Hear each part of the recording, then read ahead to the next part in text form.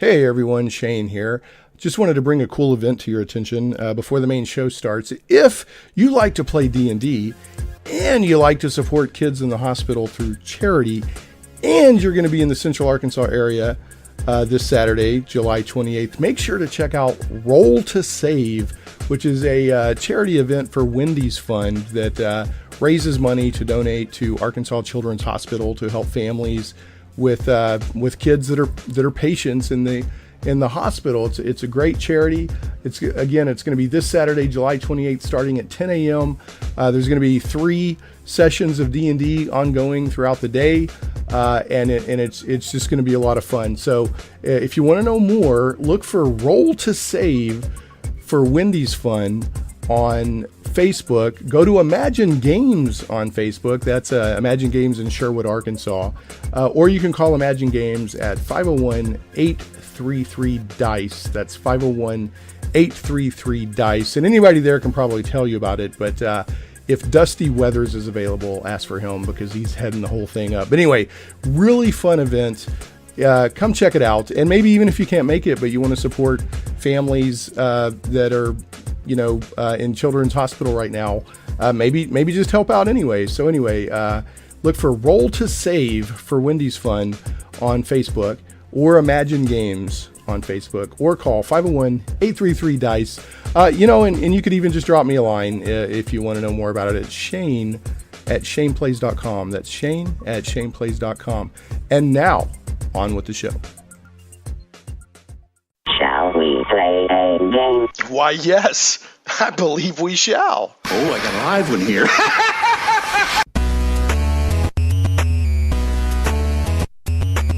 Live from Little Rock, it's Shane Plays Geek Talk, a journey into the things we love. I'm your host, Shane Stacks. Thanks so much for tuning in, whether you're listening live on 101.1 FM The Answer in the Little Rock, Central Arkansas area, or via the live stream that's on 1011fmtheanswer.com. We get listeners. I've had listeners from Hawaii, Japan,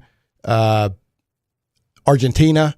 So it's not, people can listen all over. I love hitting the Little Rock market and everything, but I also want to reach out. So no matter how you're listening, if it's July 21st at 1 p.m. Central, thanks for tuning in live. And if you're listening by podcast or Krypton Radio, also very glad to have you. Again, I'm your host, Shane Stacks. This week is a really neat show for me personally, and let me explain why that is. One, I like the guests. They're well-known game developers. Also, one of my personal friends who's just incredibly well-versed in game history is also going to be joining us. But this show, Zach, check this out.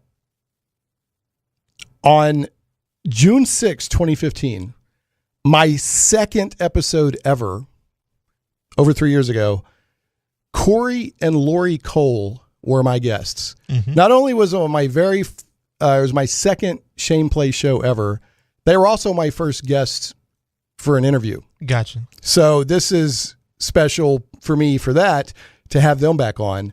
And now here we are 3 years later, and we were talking about their Hero U Rogue to Redemption. And yes, there's a pun in there. Their games are full of puns, which I love. Hero U Rogue to Redemption. Rogue to Redemption. Yeah, I think Rogue to Redemption. What is wrong with me? I'm totally I'm looking at my notes here and losing my train of thought. It's out now. It's been 3 years and now it's out. So it's really cool to talk to them before, when here's what it's going to be, and now it's out there. So I'll give some show notes in general later, but so that everyone's not going through several minutes of me blah-de-blah about how to listen to the show in different ways, I'm going to go ahead and bring on my guests. And Corey and Lori Cole of Hero U Rogue to Redemption, are you there? Yeah, this is Corey. Hey, Corey. Lori. Hey, what's up? So glad to have you back on. I was listening to my show again with you from 3 years ago today, and that was and I had forgotten about the Dungeons and Dragons tie-in, and that, you were, I think, Lori, you were a professional Dungeons and Dragons player or DM, or maybe it was Corey, and that led into a lot of your game development and stuff like that. So I'd forgotten a lot of that. So it's sometimes cool to go back and listen to my old shows with fresh ears.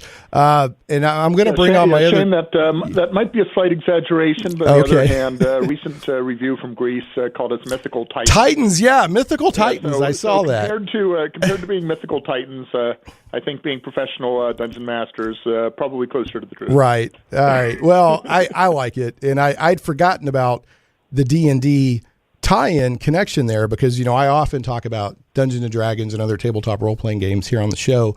Also want to, anyway, Corey and Lori want to just welcome you back to the show. If people don't know that you're actually a husband and wife game development team from way back. Y'all been making games together, I think, for pretty much your entire video game career, correct? Oh, pretty much. That's pretty great. So, well, yeah, that's a lot of pretty. We've done a few on our own, but mostly everything together. Okay. Well, that is, sorry, I got right up on the mic there. I ran a little bit late, so I'm still getting kind of set up here because I was trying to do a little extra show prep this morning. Well, again, welcome back. You were, if people don't know, you kind of made your mark with the Quest for Glory series of games. And then, a few years back, you started working on Hero U, which you funded through Kickstarter and other means, and now it's out. So I want to make sure to have you on, talk about that, and get the word out now that it's out. Make sure people know that it's out there. Now, I've also got and Corey and Lori, this guy's going to be no stranger to either of you, and vice versa. I have my friend Matt Barton of Matt Chat on. Matt, are you there with me? The King Rat. Why'd you bring that guy on? I don't know. I had a moment of, just a moment of bad thinking, I guess, bad decision making. But once I offered the invitation, I couldn't take it back. So, and not, Hi, Lori, Corey, and Shane. Good to hear from you. Yeah, Lori. Yeah, good to hear from you. It's been a while. Yeah, Corey actually said, nice, we like Matt, or something along those lines when I gave him the heads up, because I was like, after I invited Matt, I was like, maybe I should check with Corey and Lori and make sure they're okay with that. And then I said, hey, not him. Yeah, not him, whatever you do. Well, actually, he just said rats. That's what he said. Yeah, if you don't know. Lori, what's your opinion? Are you okay with this? I think this is great. Okay. It's always good to have more people and have more fun. Great. Well, it wasn't trying to do ambush journalism. So, folks, if you don't know, Matt Barton is a literal, I'm not exaggerating, professor of gaming, teaches, I believe, rhetoric in gaming. Correct me if I'm wrong there, Matt. And then he also has, he's written several books on video games and computer RPG history and things like that. Dungeons and Desktops probably, is the thing he's best known for in the computer RPG world. And then also he's got Matt Chat, which is a YouTube series of interviews with game developers, usually focused on computer role-playing games, but not always. He's for instance, he interviewed the guy who created Tetris. So if it's interesting and it's video games, then you can find it on Matt's show. And so just go to Matt Chat on YouTube and check that out. If you're into computer games and computer gaming history, you definitely need to check out Matt's Matt Chat show. He also has a Patreon. He doesn't run any ads or anything like that. So you could, support him with Patreon if you're into that sort of thing. If I remember right, one of his executive big supporters is Brian Fargo, because Brian Fargo supports what he's doing as a historian. Now, I'm not saying that Brian is endorsing him through my show. I'm just saying he's listed as one of the main supporters. So anything else you want to add to that, Matt? Well, that sounds good. I appreciate the commendation. All right. Can I, and I didn't get a chance to tech with you before the show. I had a list of things I was going through. Do you feel, and if you don't feel comfortable at this point, we don't have to, but there's a new project you're working on, and I'm involved. Are you ready to just do a brief announcement on that, or do you want to hold off on that?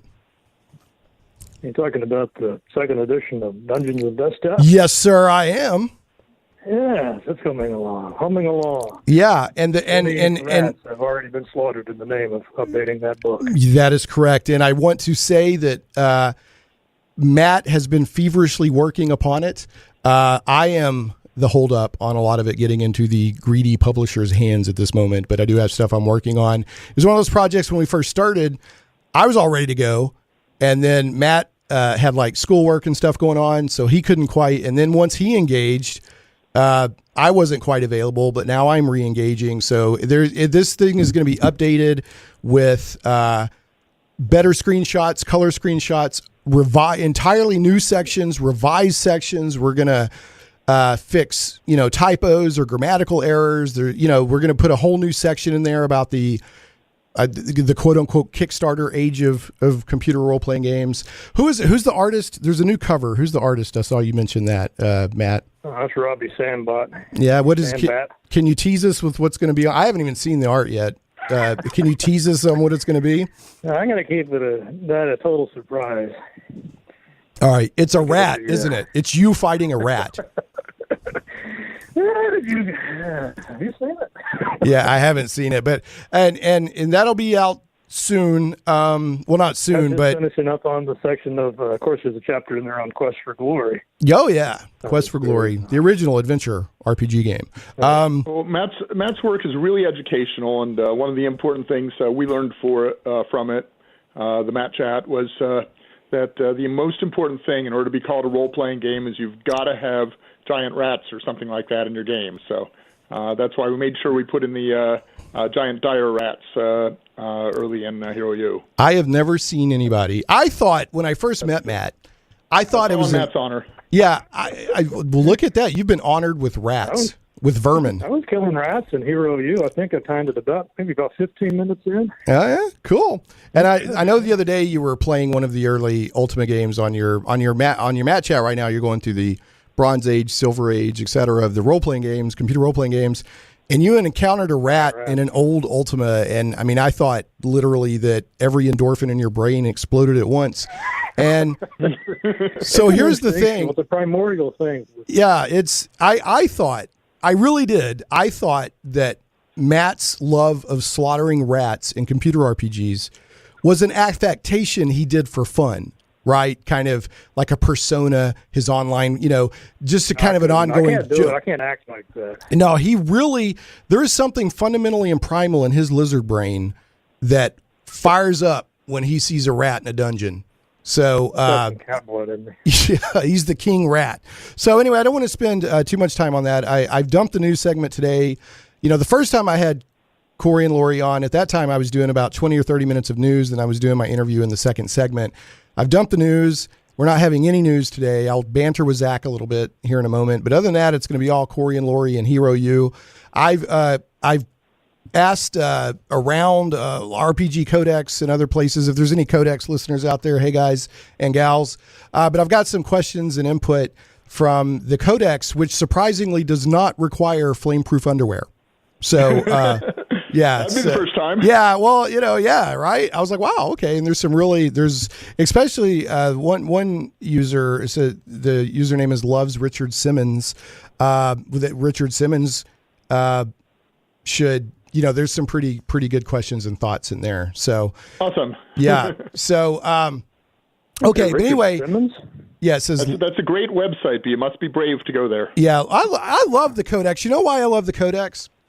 Because they have genuine, true passion for role-playing games, the computer role-playing games. Now, it can get toxic and it can get rough, but I would prefer that. I prefer to lose a little safety for people being genuine, right? And they genuinely have passion, and I've had some good conversations on there too. And Infinitron, who is one of the main mods over there, got a good relationship with him. So, but yeah, it can get rough. I mean, I still get pilloried and tarred and feathered for daring to say that I didn't hate Sword Coast Legends, and I'm the biggest shill on earth for not hating Sword Coast Legends. So it's the Codex is a double-edged sword, but I like them. I like it over there. Okay. Anyway, now that's not to say, some people might go in there and go, whoa, that's a pretty heavy mosh pit. I might need to get back out. But anyway, moving right along to sum up, Dungeons and Desktops version 2 is being worked on right now. It's not just going to be a rehash. It's being reordered, updated, new sections added, sections revised, color screenshots, etc. New cover. And also, and I'm not going to say who it is right now, a major gaming, computer role-playing game personality, developer, famous, has offered to write the foreword. So, and we will reveal that later when we're a little bit closer. So anyway, enough of that. All right, so here's what I want to do. I got to throw out some show notes really quick, and then we will dig into telling people about Hero U. So Hero U Road to Redemption, which is an adventure RPG game out now after at least 3 years in development. How many years were you in development on this, Corey and Lori? All depends on how you count it. Okay. 3 years since we did a second Kickstarter on it. That's been almost exactly 3 years ago. Right. But we did the first one way back in November of 2012, so 5.5 years since then. And I just came across one of my early design notes for the game that was in July of 2008. Okay. Wow. So that has been. Since we've been working on it for 10 years. Yeah. And one of the things that, there was some discussion online about they should have just given up on it at some point, like other devs do. And I'm like, I got nothing but respect for people who hang through the ups and downs and deliver what they promise. That's I got nothing but respect for that. So, that's what it comes down to is, we're not kids, we're nothing wrong with kids, but, right. We are professionals, and when we promise something, we're going to deliver on it. And we also, didn't want to do a so-so job and come out with a game quickly. We wanted to come out with the game we promised people. Right. And unfortunately, during the Kickstarters, we promised an awful lot. Right. Yeah. So you want to talk about that at all? We just wanted to make sure we made our fans happy. Well, what I'm seeing the reception, and we can get into this later, but I'm seeing the reception on this has been pretty good. A lot of people, for whatever reason, were going in with middling expectations, I guess, and then they're like, "Yeah, this is pretty good." So, and I don't know why their expectations were set at whatever, but almost everything I've seen from people who've played it have liked it. So, so good for you. What response have you heard through your various channels? It's just been overall really positive. There's always a few people who don't like it, and we knew this wasn't going to be a game for absolutely everybody in the world. Will not appeal to people that whose joy in gaming only comes from fast action games and stuff, because this is a pretty deliberate game where you really get to think about tactics and combat, and right. You actually have to pay attention to your lectures because you'll be tested on it later. And all the dialogue, paints a story by a very gradual build-up. So it is a slow-paced game, more like reading Lord of the Rings or Harry Potter than than watching Fast and Furious. I got you. And it's chock full of puns. But I got to say, 90% of the people have been really super upbeat on it and have loved it. We've got a 8.6 rating so far on Metacritic, which is spectacular. Great. Fantastic. So can we say, because I know that you're a big fan of puns, and a lot of the chatter I'm seeing about the game involves the amount of puns in the game, can we say that if somebody doesn't find this game appealing, that they're bananas? You could say that. I could say that. Would Matt, would you? I think they're just plain yellow, actually. See, there we go. Yeah, we're just going to have to dole more games out to them so they'll get the point. Yeah, so, okay, I'll stop that. All right, so, folks, and we'll get back. It took us 5.5 years to bring it to fruition. See? Oh, well. I love this. Anyway, I don't know if y'all know now. The title of the game is not, obviously, as when you tried to say it, is not just a pun, it's also a tongue twister. It is. Say it 3 times fast. Yeah, and the pun master was it Lori or Josh Mandel? I think worked on some of them. I wrote the first ones, and that first room is mostly mine, and I just packed in everything I could because that was the demo room, and then Josh Mandel took it from there and has he writes the more subtle wordplay sometimes. But it's he's very literate wordplay, and it is just all throughout the game. And it's I can come up with a zinger or two here and there, but to really do it for sustain for an entire game, that took Josh. Would you say, Matt, about a disbarred bar? I said, who came up with disbarred bards? Oh, that was me. Yes. Since we didn't actually want to have the school acknowledge that they're teaching a full-out rogue/thief class, they had to call it by something else. So I guess they go out on kind of a bad note. And I guess just to make sure the guild is evenly spread, any puns you come into in dialogue between characters, those are all Laurie's. Okay. Well, there you go. I did have... and there are quite a few. Speaking, you were talking about spreading things around the guild. One of the questions or comments I have, and when I'm talking about the range of character types and whatnot, and I don't know if they're joking around or if they're serious. I'm taking the question on face value that that there aren't barbarians as a class, but he says, and this is ERYFKRAD on RPG Codex, said, why are there fighters and paladins but not barbarians? How many barbarians do you know go to school? Well, there you go. Okay, the easy answer. I think there might be some barbarians in the warrior class when we get around to doing the warrior game. The only problem is that we've got this planned out as the rogue game first, then the wizard game, then the warrior game. Yeah, and okay. Yeah, if we keep taking 3 years or more to do per game, it's going to be a while before these other ones come out. All right. Well, I guess... Conan the librarian. Yeah, Conan, yeah. We have a librarian who is an interesting character in this game and takes on more importance as the series goes on. So this whole thing is really planned out as an arc that might take us the next 20 years to write it all. Okay. Well, do you think that, with Conan the Librarian, by Crom, you definitely don't want to have late fees with him. But let me ask this, and then I'm going to kind of move us towards a break, and we can get back.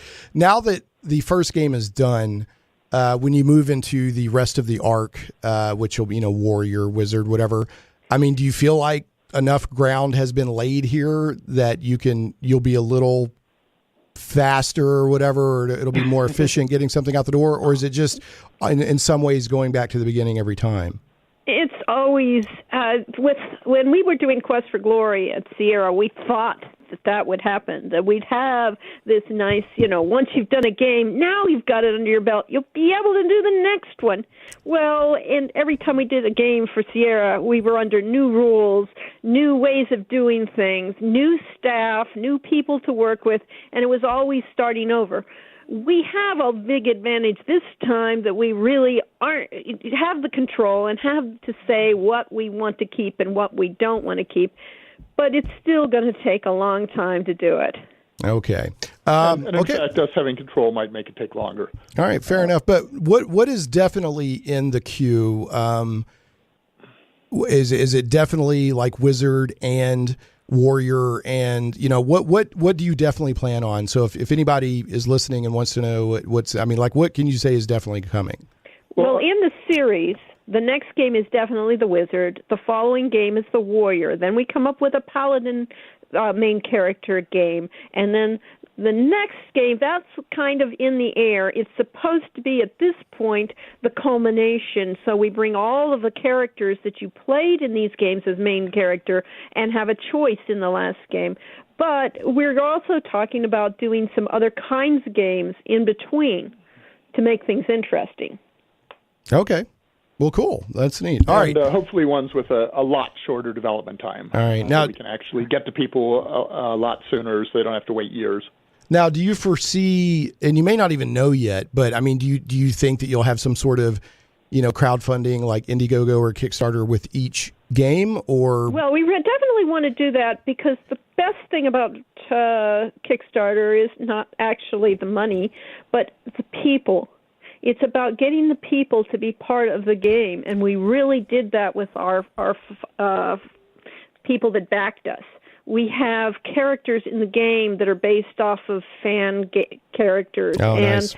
We have all the paintings in the game are all because fans wanted to be part of the game. We have whole wings devoted to different people that pledged for our game. So this just gives us a richer game because of it. Okay. Yeah, one of the things is when they did the Leisure Suit Larry Reloaded, they did the remake of Leisure Suit Larry 1 that was kickstarted. I remember reading a review that complained that the whole game was a fan service and it was all about the backers, so on. Right. Our backers are really important in Hero U, but the difference is that we've made a huge effort. In fact, that's one of the things that probably a year out of the 5.5 years in the game was just spent in getting all of the backer content right.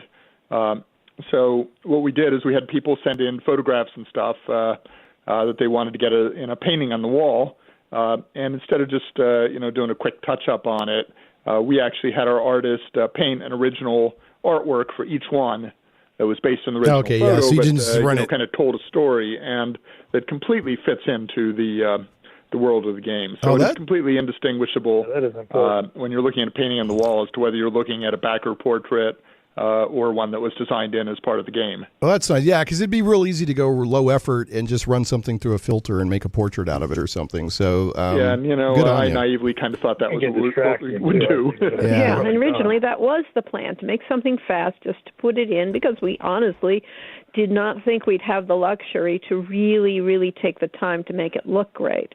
And but the truth is, we have J.P. Selwood is just an awesome artist, and every painting in the game tells a story, and not only just of the story of who that player was, but who that player wanted to be. It's all, they are a part of the fantasy world. And they helped us develop the game in many ways, too. One of the things that we promised as a Kickstarter reward was a yearbook. So we had this fantasy of being at a university, and so we had all the students at the university would be in the yearbook and something they could pass around and so on. While we're doing that, we had, our basic 4 classes of the warrior, wizard, rogue. Right. And I really hate to do this. This is really good, but I got to get us to a break. Unfortunately, live radio has its own ups and downs. But that, hold on to that note if you want, or else we can get into some other stuff when we come back from the break. But yeah, so I gotta pay the bills here and take care of my sponsors. But I love the amount of love and care that you put into your backers. You didn't just want their money and now go away, kid, kind of thing. So we'll be back here in a moment with more from Corey and Lori Cole, the developers of the newly released Hero U Rogue to Redemption adventure RPG video game. And then also we're joined by my friend and YouTuber and video gaming historian, Barton of Matt Chat. We'll be back with more here in a moment on Shane Plays Geek Talk.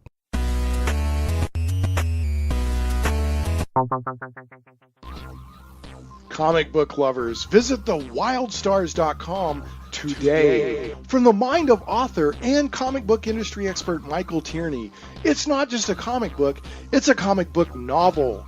The Wild Stars is sci-fi and so much more. Learn the explanations behind UFOs and space gods. This isn't the Twilight Zone. This is the region of the Milky Way galaxy known as the Wild Stars. We guarantee you've never read anything like it. The complete comic book novel took 20 years to tell, with one reviewer noting, the story of the Wild Stars stretches ambitiously across space and time, from small-town murders to the destruction of planets, with every event given multiple layers of meaning. If you haven't read The Wild Stars, you're missing out. Visit thewildstars.com today. The die is cast. Plunge into worlds of fantastic adventure where dragons lie and the undead stalk the shades of your mind's imagines. Where creatures of legend plunder wealth through the horror of their passage. Monsters grim and foul hold the ecstasy of gold and the renown of glory. All this and more awaits you and your friends in the unlimited, fantastic world of the Castles and Crusades role-playing game from Trollord Games. Visit your friendly local game store or Trollord.com to get your copy today. A rules-light, adaptable game that has stood the test of time. 12 years in constant publication with no new additions. Castles and Crusades is the original, easy-to-play attribute check system. Join us and unleash your imagination. Visit your friendly local game store or Trollord.com to get your copy of Castles and Crusades today.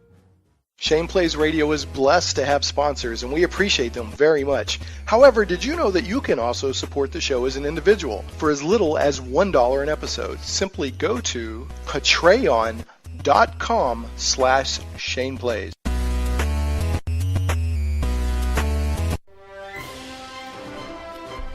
Whether you are crawling through dark dungeons of the 1970s or exploring fantastic modern narratives, Arkansas RPG Con has a game for you. Arkansas RPG Con is a convention for all kinds of tabletop role-playing games. We'll have old school Dungeons & Dragons, new school Dungeons & Dragons, Pathfinder, Starfinder, Dungeon Crawl Classics, Fiasco, Traveler, and Arkansas's own Castles and Crusades, and many other games. Games will be running all day on August 11th at the Maumelle Event Center in North Little Rock. Go to arpgcon.com for all the details.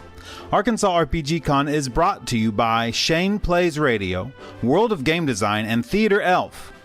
We'll see you on August 11th at Arkansas RPG Con. Hey, and we're back on Shane Plays Geek Talk, a journey into things we love. I'm your host, Shane Stacks. Thanks so much for listening. We're talking with, I'm going to give out some show notes here in a second, but we're talking with Corey and Lori Cole, husband and wife developer team.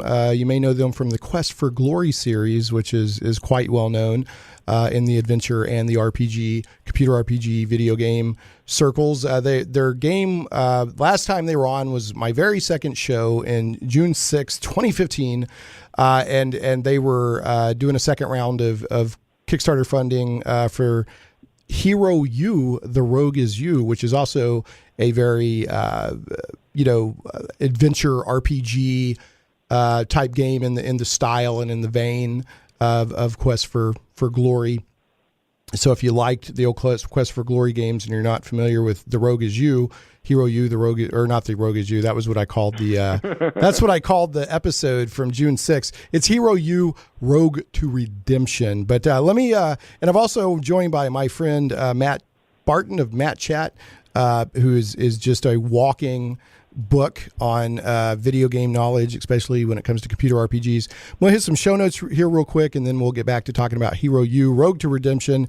And one of the things I want to make sure that Corey or Lori, when we come back to the topic here in a second, I want to make sure that you let people know where they can get this. So we haven't mentioned that yet. All right. So as always, if you're listening by podcast version or on YouTube or on Krypton Radio, the show notes for today's show will be up at shaneplays.com.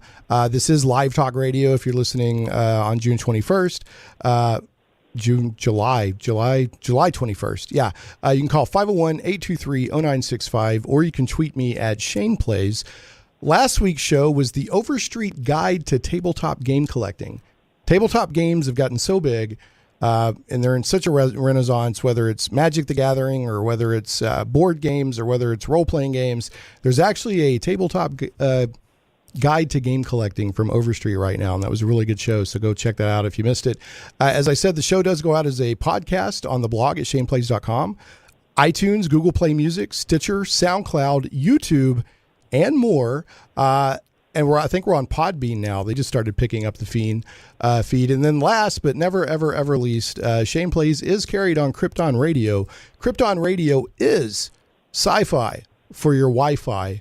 KryptonRadio.com. Now, Zach, I haven't had a chance to say hi to you on the show yet. If return listeners will know that, and I gave the news team the day off. I didn't want to eat. I wanted to eat as little bit of as possible into Corey and Lori's time to promote Hero U.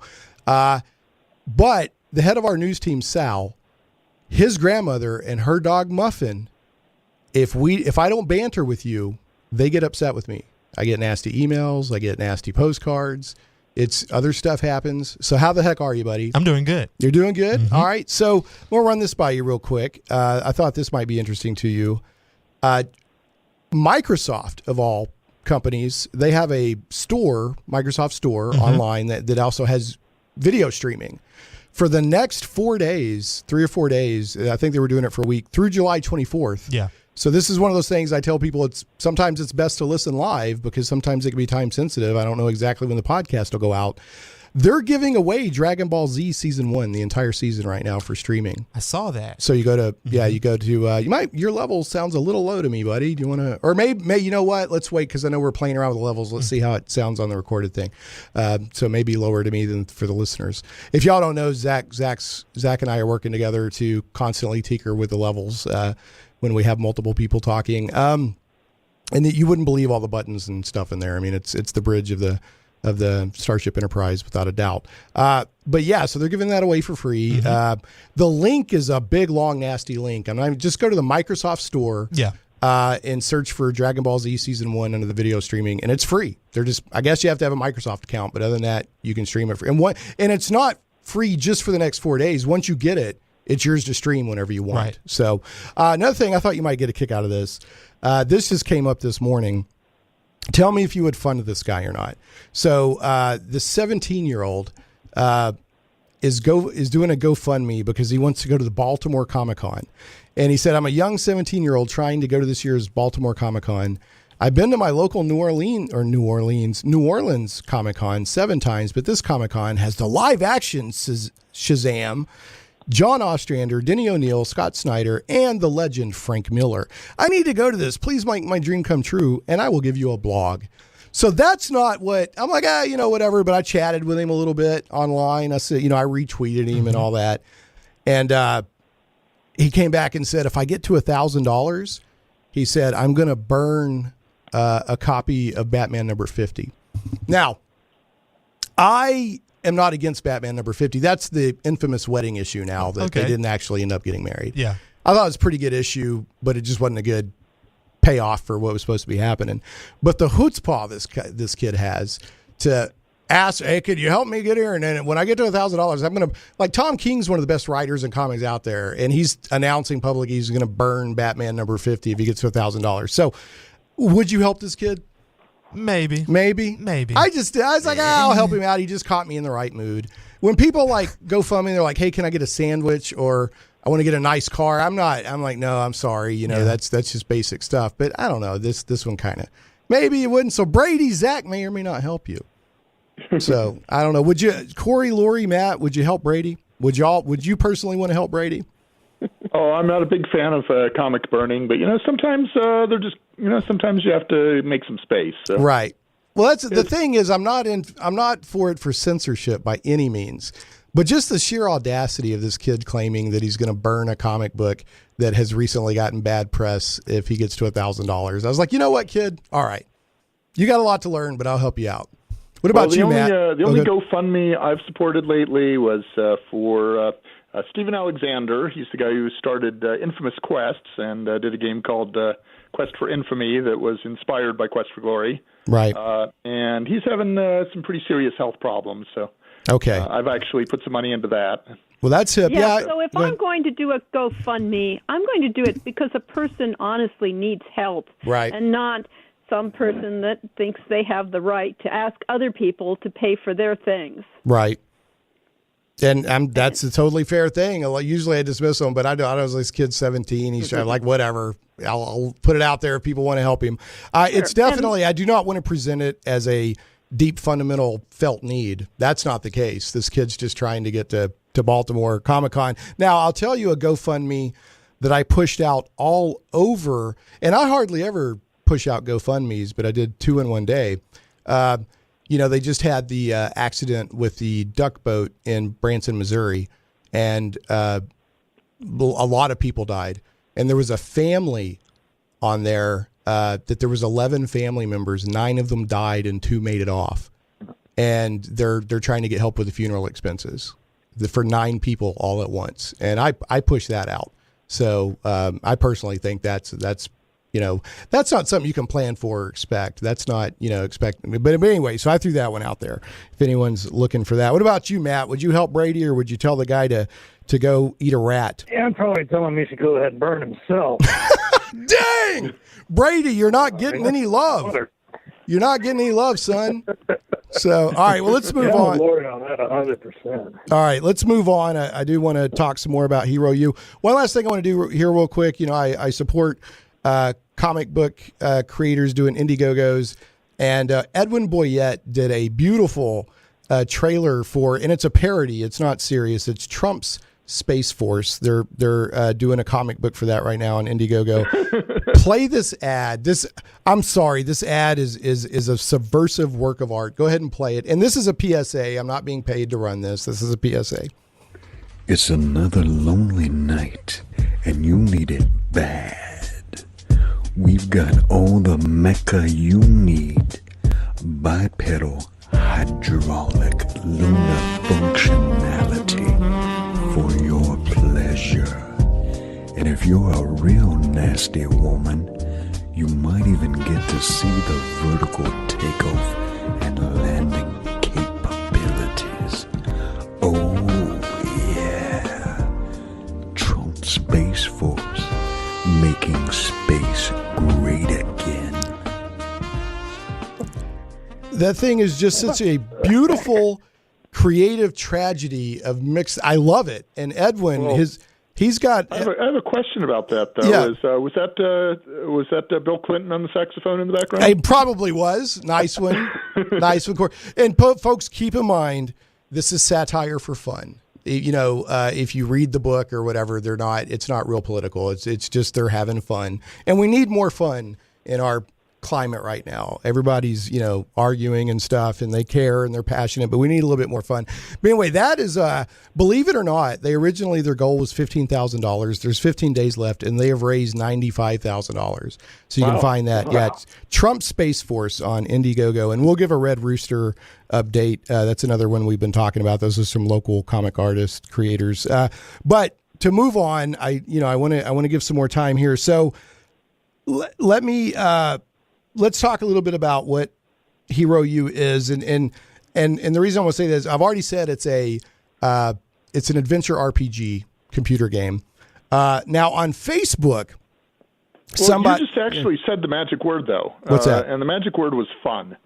So yes, we're an adventure RPG. There's a real serious story behind the game. You got a character that's single child, single mom, and so on. And has a serious story. But all through that, we've got all sorts of lighthearted moments, silliness. The puns are all there to kind of alleviate some of the tension and make it so that you're really enjoying playing the game.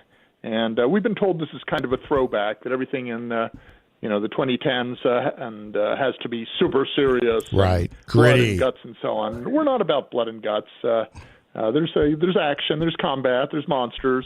But it's really about having fun. Right. And I'm down with that. Like I said, we definitely need more of that. And that leads in actually to a question or a comment that one of the people on RPG Codex had. So I'll get to that next. But I want to make sure, where can people get Hero U Rogue for Redemption? It's out right now. So where can people get it? Absolutely. We're out on GOG.com and on Steam. And if you just go up there and search for Hero-U, it'll probably auto-complete the rest of it, so you don't have to type in the whole Rogue to Redemption thing. Right. And we've got a little bit of a launch discount going on, but the game will be $35 at retail once the discount runs out. And we think that's an enormous bargain because our games that we did in the 90s in 2018 dollars all went for about $100 or more. Oh, nice. So, okay. We're doing this game for a third of the price, and it has more content than any of Quest for Glory. It's a gigantic game. Oh, okay. Yeah, I was going to ask for, how many hours of gameplay do you think are in this? It's about 25 hours to get through it once, and the game is designed for massive replayability. Okay. You cannot see the whole game in one playthrough. It's impossible. Okay. So that's good to know. So you could easily spend 50 or 100 hours at it. All right. But you don't have to. You don't have to, but you could if you wanted. All right. Yeah, somebody on Facebook, and you brought this to my attention, Corey. I really like this a lot. And somebody said, what is Hero U, Rogue for Redemption like? And Robert Aspinall answered, it's like Persona had a baby with Quest for Glory, and the baby grew up, and she's totally hot. Not my words, folks. That's an endorsement, third party endorsement that showed up on Facebook. So, how would you describe games like this, Matt? You've got a pretty good idea of how to categorize games. Yeah, I was thinking about this. I remember back in the day we'd play these, not just Quest for Glory, but the whole Sierra line. And they're kind of infamous for all the ways you could die. It's the brutality of it, And I was watching some reviews of Hero U, and the guy was really impressed with the way it handles death. So maybe they could talk more about it. But apparently you can die, but it's not like an unfair thing. You actually laugh. It's funny. You kind of have to want to die, I guess. Is that how it plays out? There's a couple fights where you can actually die and have to restore a game, but for the most part, you're sent to the infirmary to heal up. There's someone there to rescue you. So we don't want the game to end just because you lose a fight. Okay, so if you get in combat and lose, you're not you don't have to save scum, right? Nope. You can. Okay. And even if you do, we've saved it for you. Okay, nice. Because we wanted, we wanted to make it friendly and fun rather than just frustrating, which death tends to be frustrating more than anything. But it gives you that, when you're playing it and knowing that you could make a mistake and your character could die, gives you that bit of, spice that makes you more thrilled when you're actually taking place in combat or a dangerous situation. And it really takes that touch of danger to really make the game special. Right. Yeah, I agree with that. I mean, if there's no risk, the reward feels hollow or flat. So I wanted to touch on Loves Richard Simmons on RPG Codex, and the Loves is the heart emoticon with an S. Richard Simmons on RPG Codex.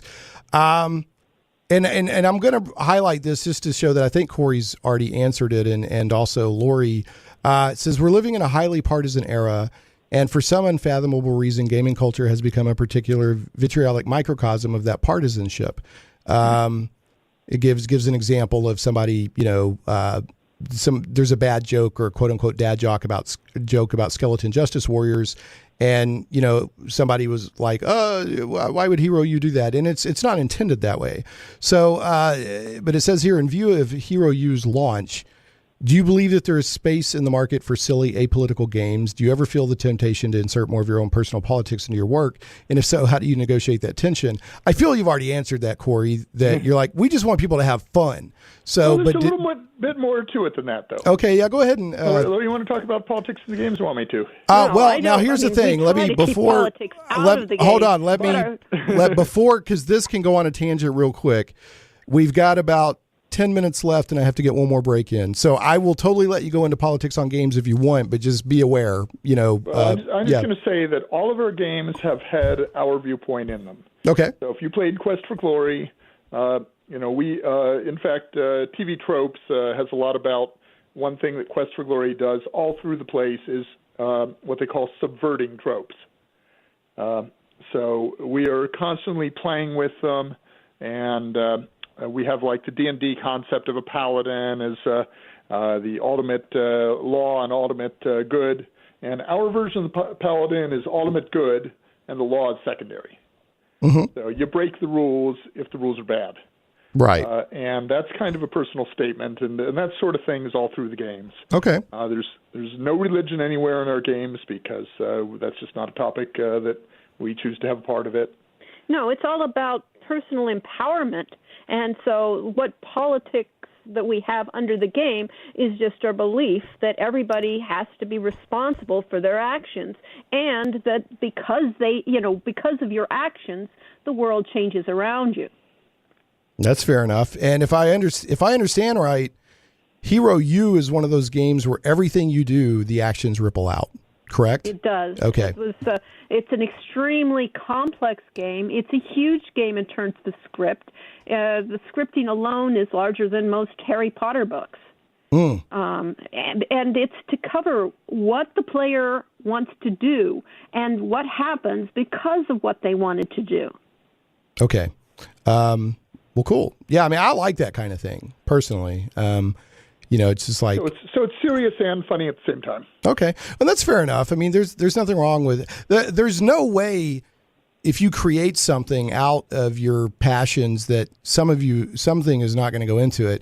But there's a difference between reflecting, here's how I think the world works or whatever, and trying to do propaganda. And I do not get in any sense whatsoever that your games have ever been propaganda. So I want to make that clear that, I'm not implying that.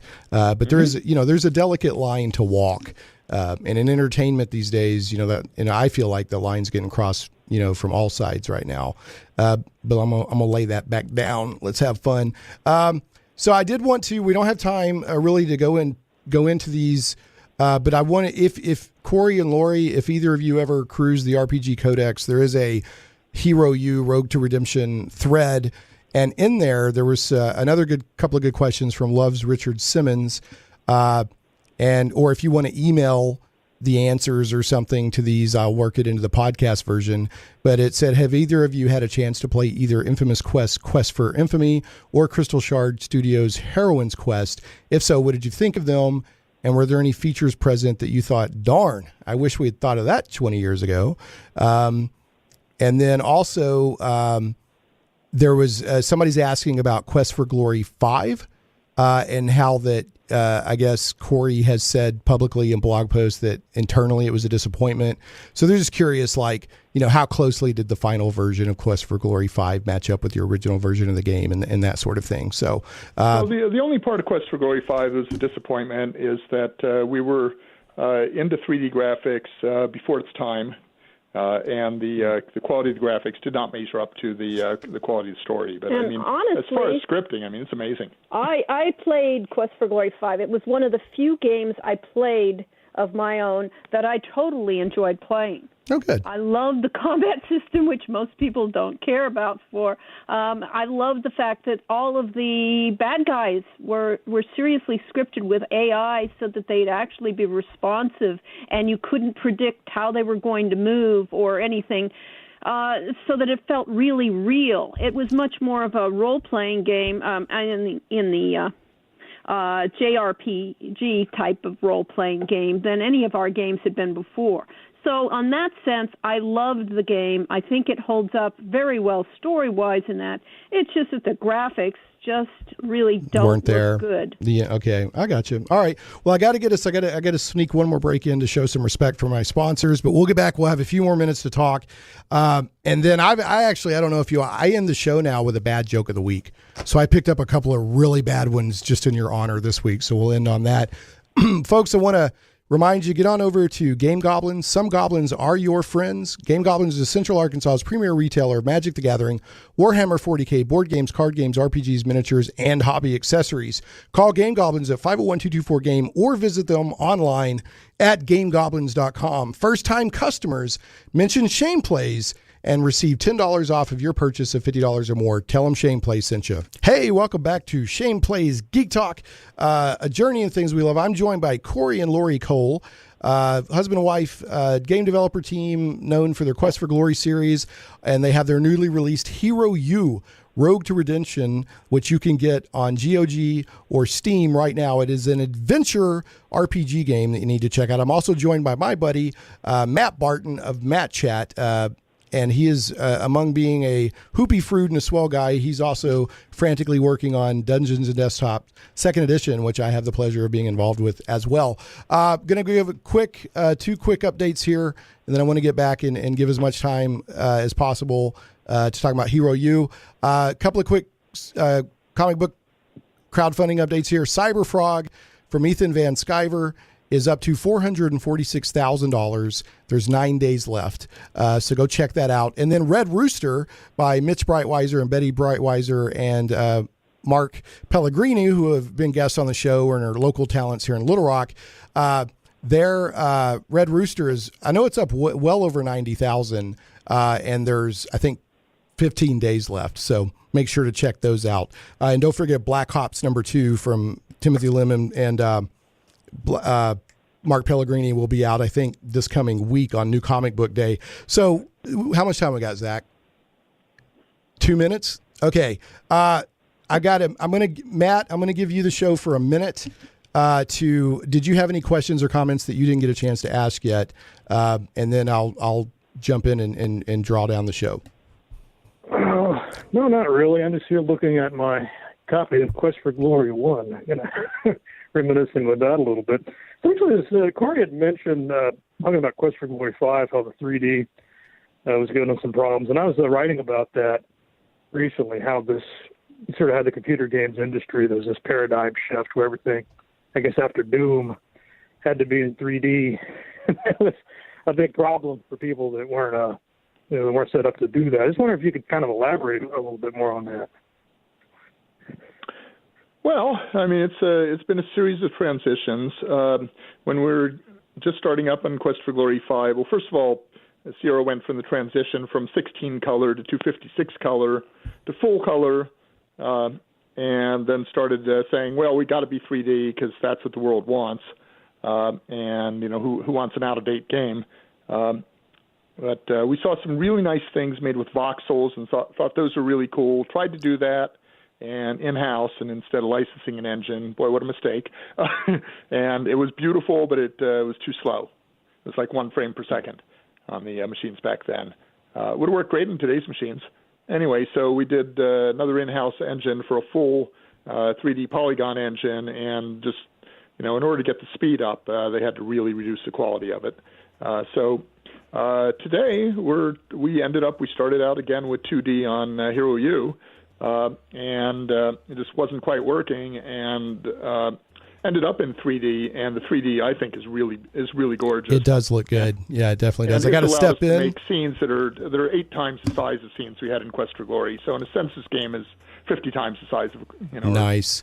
Well, it was very important. I'm sorry, I've got it with our 3D stuff that it looked like it was the same quality that our 2D stuff could have looked.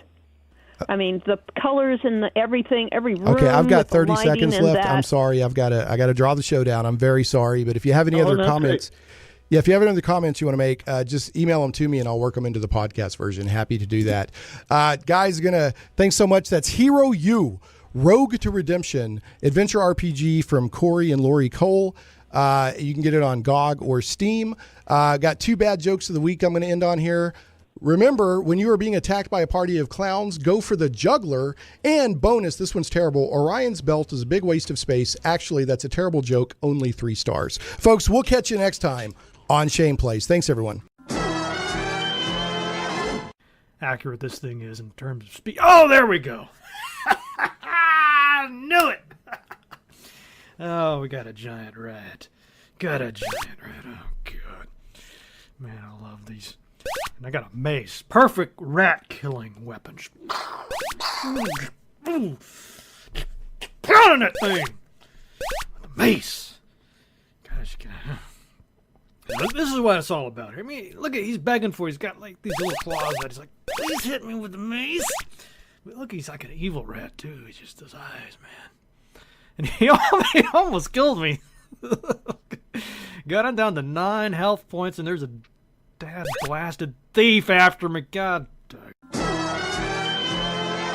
Shane Plays Radio is blessed to have sponsors, and we appreciate them very much. However, did you know that you can also support the show as an individual for as little as $1 an episode? Simply go to patreon.com/ShanePlays.